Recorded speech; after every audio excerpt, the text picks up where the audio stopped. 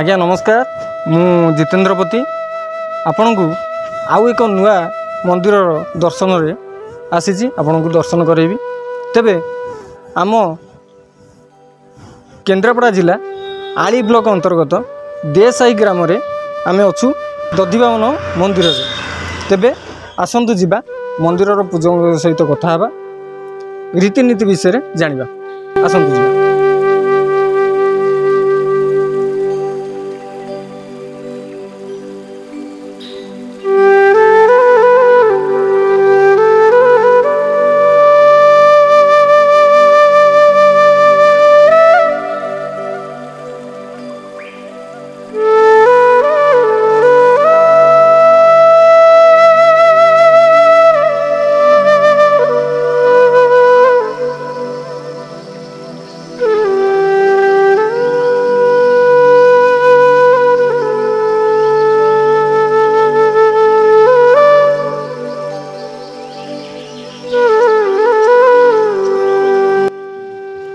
तेबे आमे दधिबावन मंदिर रे आमे अछु।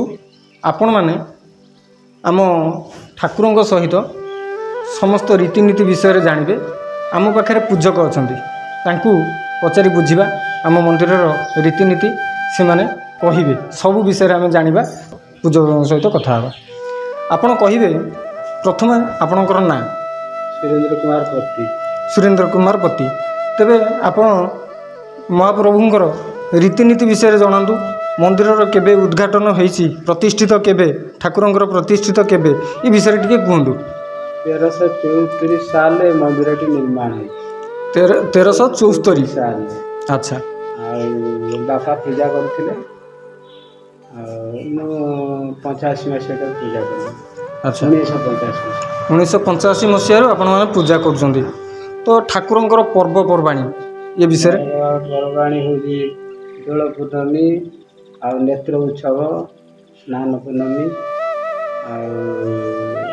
अक्षय तृतीया श्री पंचमी ये सब पर्व केत खंड गाँ लोक आमर एठी आसी पहुँचती ठाकुर दर्शन रे ठाकुर महिमा मानपुर पर्यंत मधुसूदनपुर यूठू 10 किलोमीटर पर्यंत लोक आसती आमर एठी पूजा देखा। तेबे आपणकर एठी सकाळर धूप केबे केते बेलु आरंभ हुए? सकाळ 6टा मंगल आरती हुए। अच्छा तापरे ठाकुरंकर स्नान दान सरला परे 12टा बेलु नीति 12टा बेले नीति सरी जाए। नीति सरला गोटे एमती हो जाए नीति हला। अच्छा ताले संध्या बेले आरती रो सुविधा अछि? 7:30 ना 6:30 7टा एमती आरती हुए। 6:30 7टा भितर आरती हो जाए। आउ किछि ठाकुरंकर महिमा आपण कोन कहिबे? भक्त मानकर महिमा सब से मान कहि दे ना। अच्छा तेबे आपण सुनुथिले आम पूजक महाराज आमर जहाँ कहले आम ठाकुर विषय आपण माने जानिले। तेबे आपण आसंतु आम मंदिर को आसंतु दधिबावन मंदिर ना कहले समस्त जानती। आपण आसंतु केन्द्रापड़ारू मात्र 50 किलोमीटर गोविंदपुर मात्र 5 किलोमीटर एଠିକି आसिले आपण जानि परिबे। गोविंदपुर आली ब्लॉक अंतर्गत रे पडुची। आपण सेठिके आसंतु आम ठाकुरंकर दर्शन करंतु ठाकुरंकर आशीर्वाद नियंतु एवं ये गाँव परिदर्शन करके जातु। तेबे आमे जानिले मंदिर विषय किछि। एबे आउ एक मंदिर दर्शन करिबा बेले आउ किछि रीतिनीति विषय जानिबा आउ किछि मंदिर जाई।